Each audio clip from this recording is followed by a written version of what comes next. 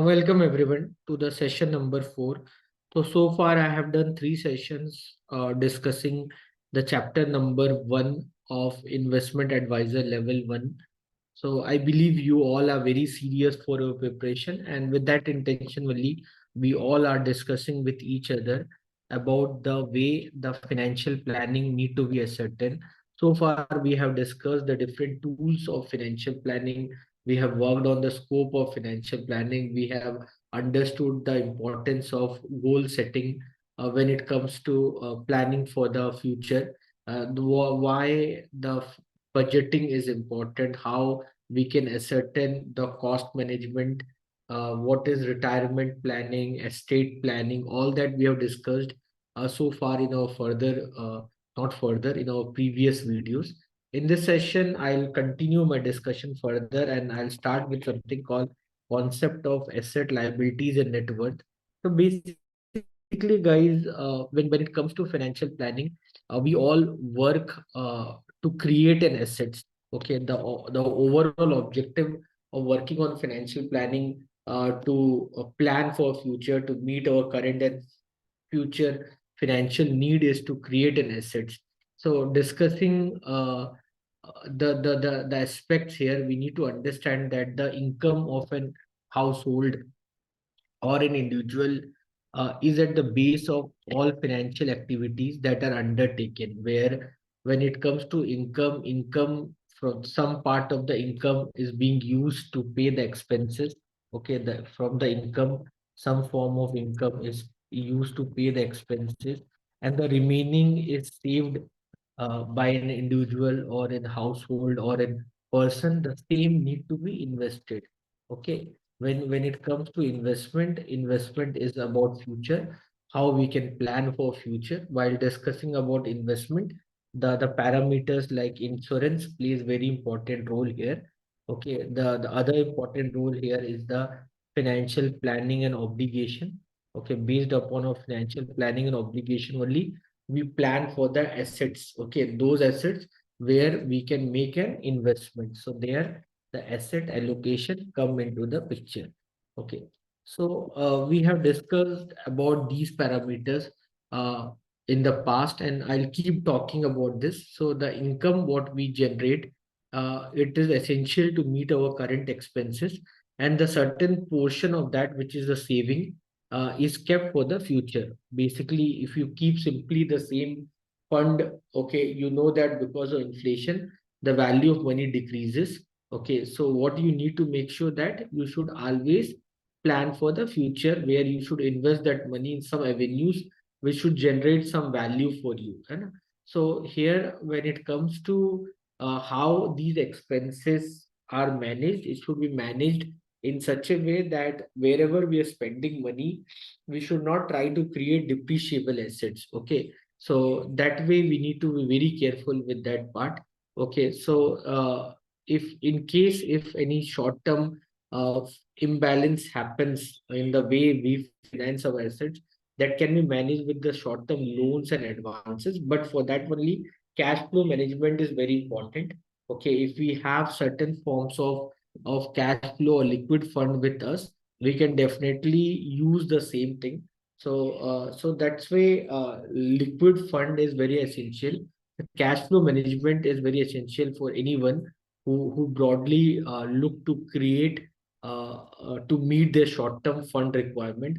Ultimately, the long term objective whenever we work is to create an assets. Okay, the assets, when we talk about assets, asset can be physical assets or the asset can be financial assets. Assets can be depreciating or the assets can be appreciating. Okay, all the assets what we're talking about, they have a resale value. Okay, so the investor hold this asset for the return they get on these assets. The assets can be growth oriented, they can be income oriented, or they can be combination of all two. Okay, so when it comes to assets, the all the efforts what we are putting to create an asset. Assets can be physical, assets can be financial. When we talk about assets, all assets should have some resale value. Okay, so this is very important to work on.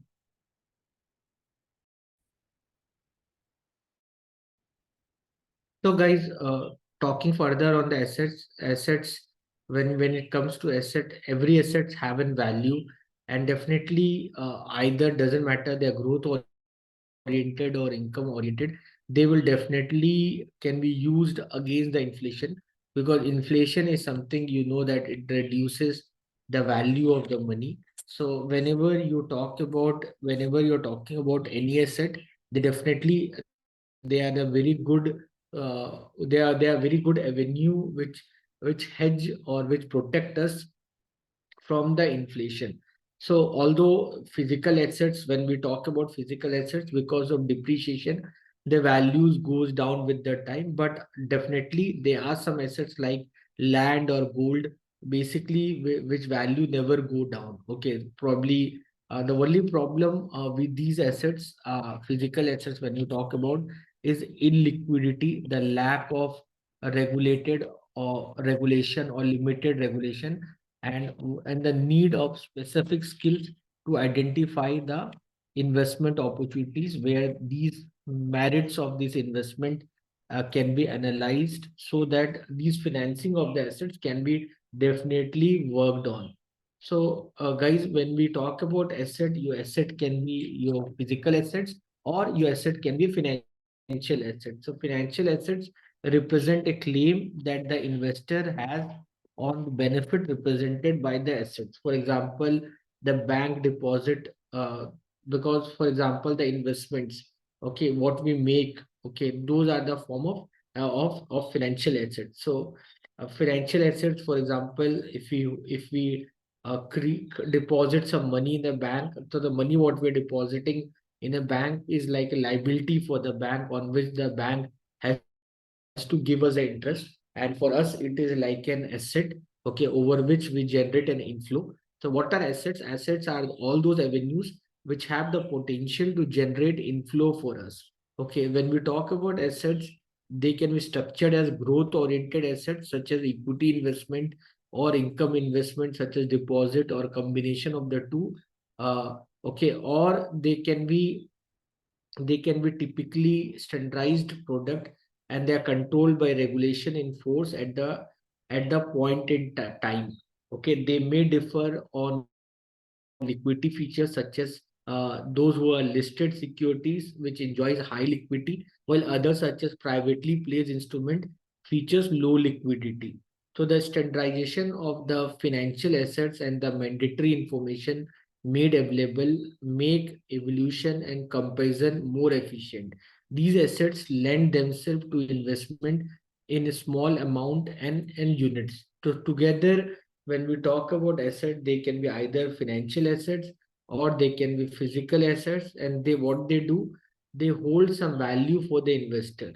Okay, so when we're talking about the way we finance these assets, the loans and borrowing are used to buy these assets, which create a liability and impose a repayment obligation on the buyer, and a charge on the future income of the household.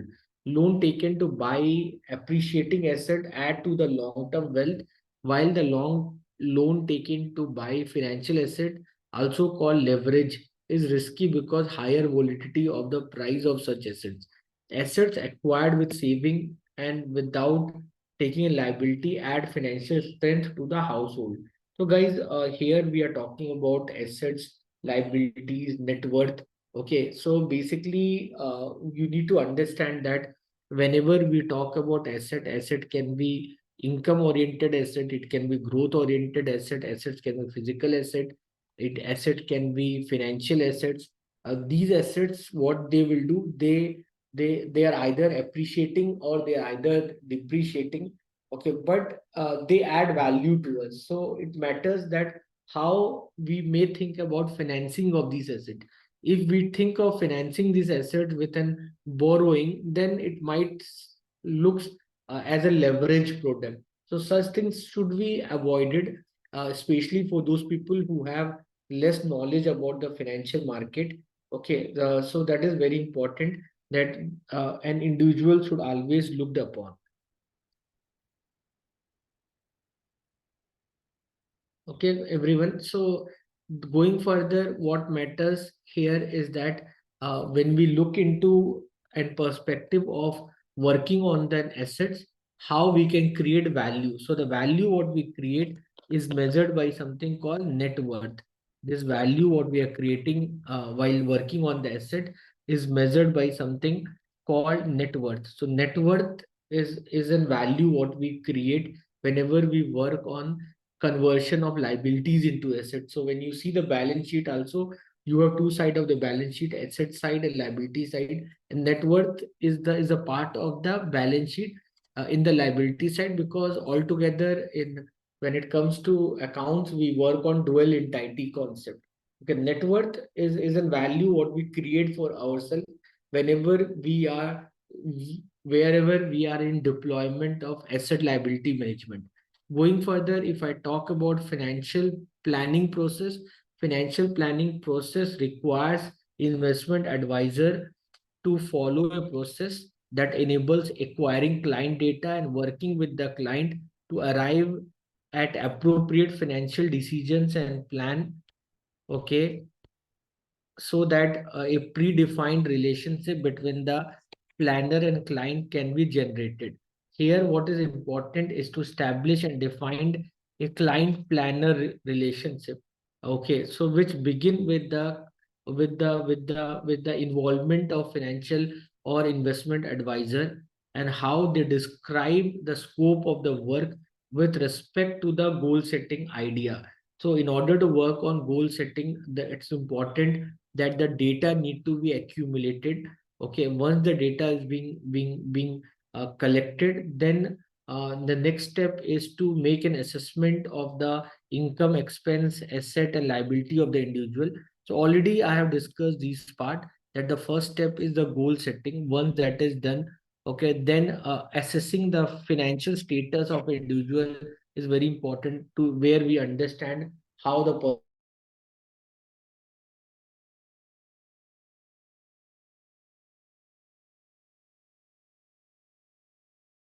if if yes or no, how leveraged is the financial situation of the person. All this thing can be assessed, that can be analyzed, and then based upon that, if further financial planning recommendation can be made for the person, which include augmenting income, controlling expenses, reallocating assets, managing liabilities, and following a saving and investment plan for the future.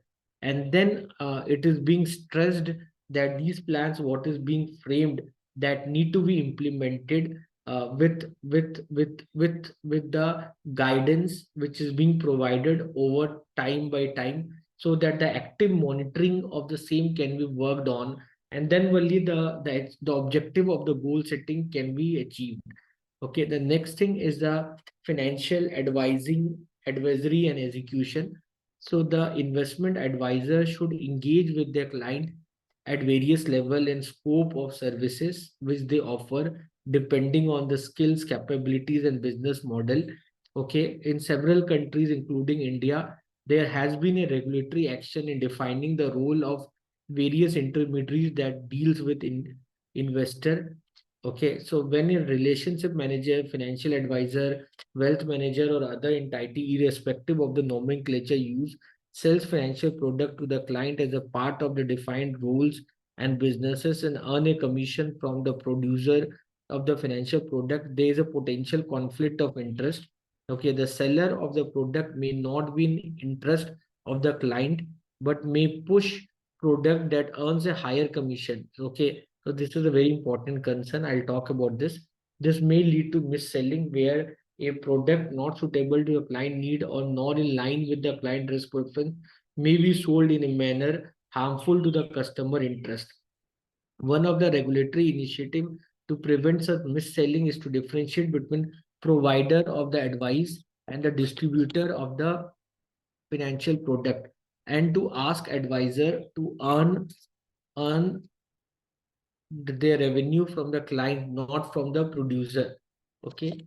Okay. So the distributor who execute the transaction in the financial product may earn a commission from the producer. Okay. The current regulatory regime for the financial advisor in India requires that anyone offering financial advice for a consideration should be registered with CB. It is very important and should not earn any income from the producer. Okay, the specific exemptions provided for those who offer advice incidental to the product they may sell. Okay, so the first exemption is fee only financial planner and advisor. Some investment advisors choose to earn a primary component of the income from enabling client to plan their finances in the comprehensive manner.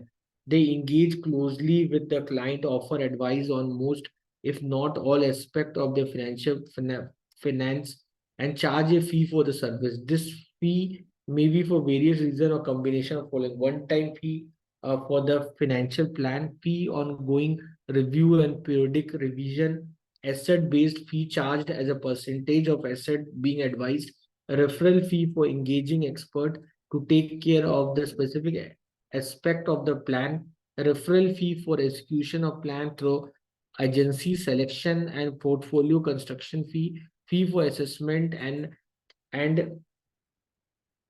fee for assessment analysis of financial situation. Fee only investment advisor usually do not take on execution of the plan or advice. It is very important. Okay, they refer the client to other agencies who may enable execution of recommended investment transaction. This is to ensure that the commission earned on selling financial product does not influence the advice to their client. Under the amendment to the investment advisor regulation, CBA said that the individual investment advisor cannot take both advisory and distribution. It is very important. Okay. So they cannot take both advisory and distribution. Okay. So the fee only investment advisor, what they do, they only suggest. Okay, what they do, they just advise. Okay, they just advise, and for that they charge a fee. They cannot work on distribution part. Those who work on distribution part, they help the individuals uh, for the investment part. So they have the choice to register either of the two. A non-individual investment advisor will have a client level segregation at the group level for these services. It also has to maintain an arm length relationship by providing advisory service through a separate division or department. So individual investment advisors are allowed to provide execution service, but through direct scheme or product in the securities market. However, no consideration can receive at the investment advisor group or family level of these services. So, okay, so here what is important when it comes to financial advisory and execution. So those advisors should charge from the investors, okay, not from the producers, okay, and at the same time there should be a appropriate segregation of power between those who are advising and those who are distributing. Okay, and a financial advisor cannot be following the both the things together. Okay, there might be conflict of interest if it happens. So fee only investment advisor are those who charges a fee, maybe one time fee for the financial planner, maybe fee for ongoing review and periodic review, maybe asset based fee for as a percentage of asset being advised, referral fee. Okay, for guiding the specific aspects of the plan. Okay, so what they do, they base the fee only financial planner advisor, they charges a fee for advising. They cannot work on distribution part. That is very important. Okay, so then the next set of individual comes who are called execution only services. Okay, they do not charge their client for advice as their core function is distributing the financial product. Their income come from commission from selling the product. Okay, when it comes to execution only service, their income come from commission from selling the product. They may also execute transaction advised by, okay, 1 minute.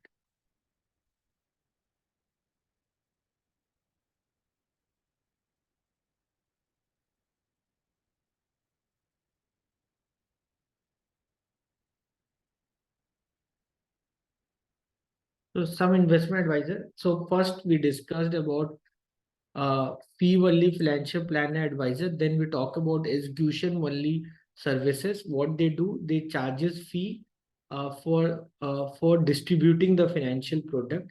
Okay, and their income come from commission from selling the product. Okay, so they may also execute transactions advised by another financial advisor. Such advisors may also distribute a range of product, including investment product, insurance product, banking and loan product, which are subject to regulation by multiple regulators from SEBI. Some firms may organize uh, the execution only service into aggregation model.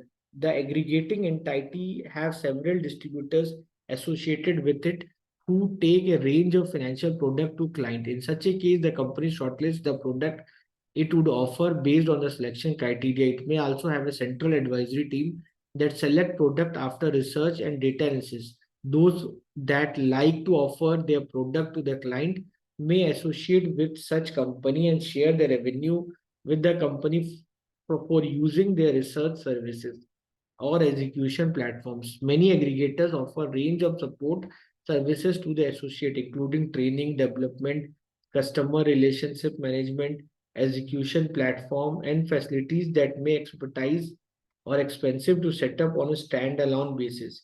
The shared facility help the distributor to scale up their business and pay the aggregator a share of revenue for the benefit included or offered. Okay. Next is a wrap and platform. Wrap and platforms are a technology based advisory solution that are standardized for executions. Okay. So wraps and platforms are basically now they are the innovations in the financial domain which help for the execution of service. Okay. And client or advisor associated with the platform can offer financial product as model portfolio that investor can buy. Investment advisors may also choose this platform to execute transaction in standardized model portfolios. Client can view how their portfolios are performing. Advisors can monitor and review the portfolio and holistically manage the money of client across multiple products. Wraps and platform may charge the client a fee and share the fee with the advisor who execute the transaction using it. They may also enable the advisors to access the client data using this platform and sell financial advice to such client and charges a fee and share with the platform provider. Okay, so basically when it comes to when it comes to financial advising, what important here is that how we look these financial advisors. So financial advisors, when it comes to, they can be either fee only financial planner and advisor. They charges fee for advising the product. The other part would be execution only service provider. They does not work on advising, they work only on distribution part.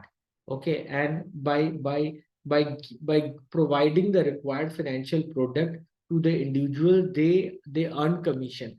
Okay, their way of working is to work on commissions. And then we have wraps and platform. They're basically kind of robo advising or insurance advising financial platforms, whereby using technology, a advisor suggests a financial model or investment product to different individuals so that they can achieve their investment objective. So this much is there in the first unit, and from the next video we'll start talking about the second chapter. I hope you have understood what all we have discussed in chapter 1. So it's time to wind up this session. Thank you, everyone. I'll see you all in next video. Take care. Bye, everyone.